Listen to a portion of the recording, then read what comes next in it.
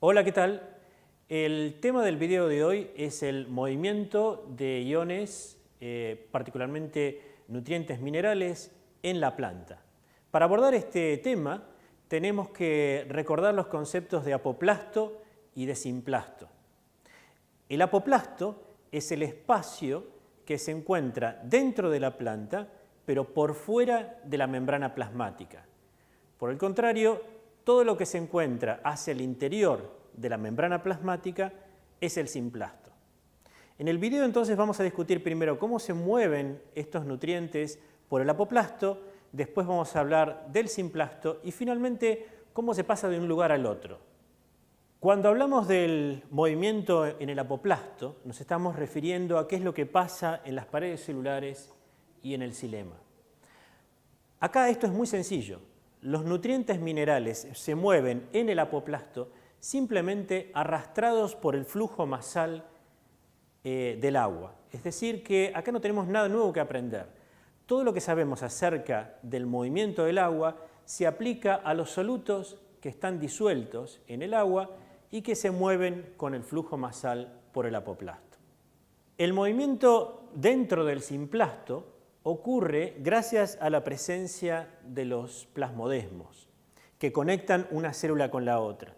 Entonces, cuando estamos hablando de dos células vecinas, una al lado de la otra, el movimiento puede ser por flujo masal, es decir, que el agua esté sometida a presión diferencial en una célula con respecto a su vecina y se mueva por los plasmodesmos arrastrando solutos, nutrientes minerales, por flujo masal. La otra alternativa es que se mueva por difusión un determinado nutriente de una célula a la otra. El caso del floema es un caso particular porque acá estamos hablando sí de una continuidad de células unidas por plasmodesmos, pero que abarca una distancia mucho mayor. Y allí el movimiento es básicamente por flujo masal, que es un movimiento mucho más rápido de distancias largas. Vamos a ver, llegado su momento en el curso, que dentro del floema se genera una presión, en este caso positiva, que es la que desata el flujo masal.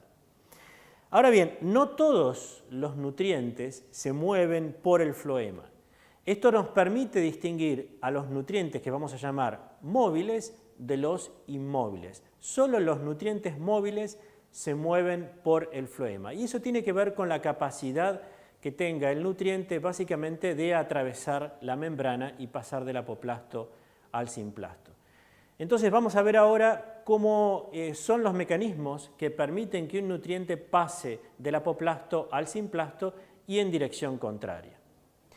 Bien, vamos a ver cuáles son los mecanismos que le permiten a un ion pasar del simplasto al apoplasto o del apoplasto al simplasto. Estos mecanismos pueden ser pasivos o activos. El movimiento va a ser pasivo cuando se dé a favor del gradiente de potencial químico. Fíjense en esta situación. Una de las primeras cuestiones que vamos a notar es que del lado del apoplasto, acá tenemos el apoplasto, acá tenemos la membrana, allá el simplasto, del lado del apoplasto hay más cargas positivas que del lado del simplasto. Tenemos 1, 2, 3, 4, 5, 6, 7, 8, 9, 10 contra 1, 2, 3, 4, 5, 6, 7, 8. Este es un modelo que simplifica la realidad, pero que tiene cuestiones esenciales de la realidad. Entonces hay una diferencia de cargas. A esta diferencia de cargas a través de la membrana es lo que llamamos potencial de membrana. El potencial de membrana en células vegetales siempre va a ser negativo. ¿Qué quiere decir? Que siempre hay más cargas positivas en el apoplasto que en el simplasto. ¿Por qué ocurre esto de mayor presencia de cargas positivas en el apoplasto que en el simplasto? Se debe a dos razones. Primero, hay bombas que lo que hacen es extruir, es decir, sacar protones del simplasto, específicamente del citoplasma, hacia el apoplasto. Estas bombas mandan protones hacia el apoplasto en contra de su gradiente de potencial químico, por lo tanto es un transporte activo y lo hacen gastando ATP. Es un transporte acoplado al ATP. La segunda razón por la cual tenemos más cargas positivas del lado del apoplasto y más negativas del lado del simplasto, o menos positivas, es que no todos los iones tienen la misma capacidad de atravesar la membrana, es decir, de difundir de un lado hacia el otro de la membrana. Como algunos son más permeables, se mueven más rápido, difunden más rápido a través de la membrana que otros, más fácilmente, eso genera un desbalance de cargas de un lado y del otro. Por ejemplo, podemos ver la presencia de iones calcio de este lado más que del otro lado, porque al calcio le cuesta bastante atravesar la membrana en la mayoría de los casos. Bien, dicho esto, pongamos la atención acá en los iones potasio. Si les pregunto sobre la ocurrencia de transporte pasivo de iones potasio, ¿qué es lo que va a pasar? ¿Va a salir potasio hacia el apoplasto? ¿Va a entrar al simplasto? ¿O no se va a mover? El sistema está en equilibrio. Esas son las tres posibilidades.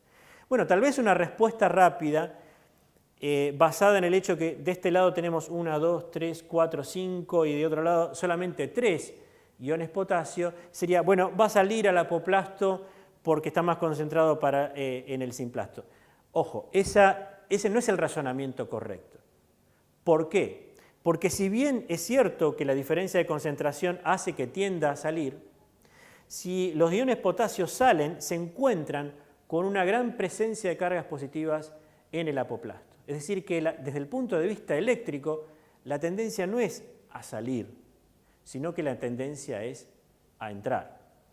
Entonces, lo que deberíamos saber es si es mayor la tendencia que genera la diferencia de concentraciones para que salga, o es mayor la tendencia que genera la interacción con las cargas positivas que se va a encontrar en el camino y que lo hace o que lo haría entrar, o si ambas tendencias son iguales.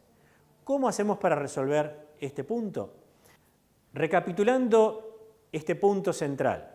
En primer lugar, en células vegetales vamos a encontrar un potencial de membrana que es siempre negativo, más cargas positivas del lado del apoplasto.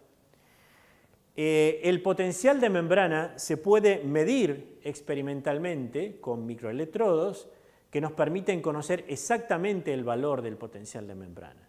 Y a su vez, conociendo la concentración interna y externa de un determinado ion, podemos calcular el potencial de membrana de Nernst, que es el que correspondería a una situación de equilibrio. Es decir, ¿cuál es el potencial de membrana que permitiría compensar una determinada diferencia de concentraciones entre el exterior y el interior?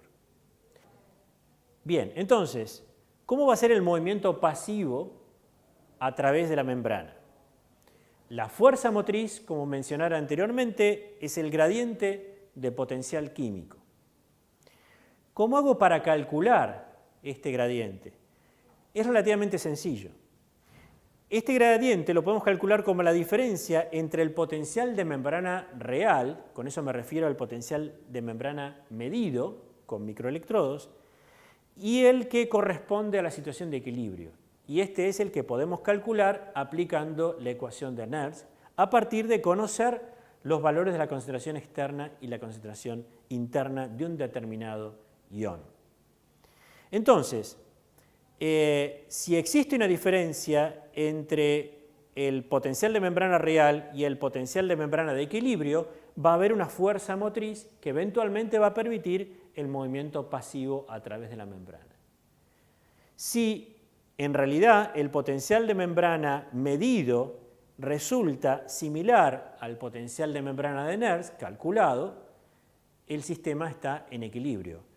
La fuerza motriz es cero y por lo tanto no va a haber movimiento pasivo a través de la membrana. El sistema llegó ya al equilibrio a través eventualmente de la ocurrencia previa de un movimiento pasivo. ¿Por dónde ocurre el movimiento pasivo? A través de canales. Los canales son proteínas que atraviesan la membrana liberando o definiendo un poro hacia su interior. Ese poro puede estar eventualmente abierto o cerrado y en algunos casos permite el pasaje tanto al interior como al exterior, en otros solamente en una de las dos direcciones. Es decir, que el movimiento pasivo a través de la membrana va a depender de la existencia de una fuerza motriz, que debe ser obviamente distinta de cero, y de la densidad de los canales específicos para ese ion y del estado de esos canales abiertos o cerrados. Habíamos mencionado que el movimiento activo es aquel que ocurre en contra del gradiente de potencial químico. Y ya hemos descrito una situación en que ese movimiento activo se puede dar. Es el caso de las bombas, las ATPasas, que lo que hacen es extruir protones gastando ATP. A eso lo llamamos transporte activo primario. Pero también existe un movimiento activo secundario. Este es el caso en donde el ion de interés se mueve en contra de su gradiente de potencial químico, por eso lo llamamos transporte activo, pero al mismo tiempo ocurre el movimiento de otro ion a favor de su potencial químico. Este movimiento activo secundario ocurre por transportadores, que son los transportadores, proteínas que atraviesan la membrana de manera similar a los canales, pero lo que hacen es reconocer tanto al ion que se va a mover en contra del gradiente de potencial químico, como al ion que se va a mover a favor del gradiente de potencial químico. Y va a mover a los dos. El movimiento de este ion puede ser en la misma dirección que el movimiento de este otro, y en ese caso hablamos de sin porte, o puede ocurrir que ambos iones se muevan en direcciones opuestas, y en ese caso hablamos de antiporte. Pero tanto en un caso como en el otro se respetan estas condiciones. Hay uno que se mueve en contra de su gradiente de potencial químico, y este es el que se está moviendo de forma activa, y al mismo tiempo hay otro que se mueve a favor de su potencial químico.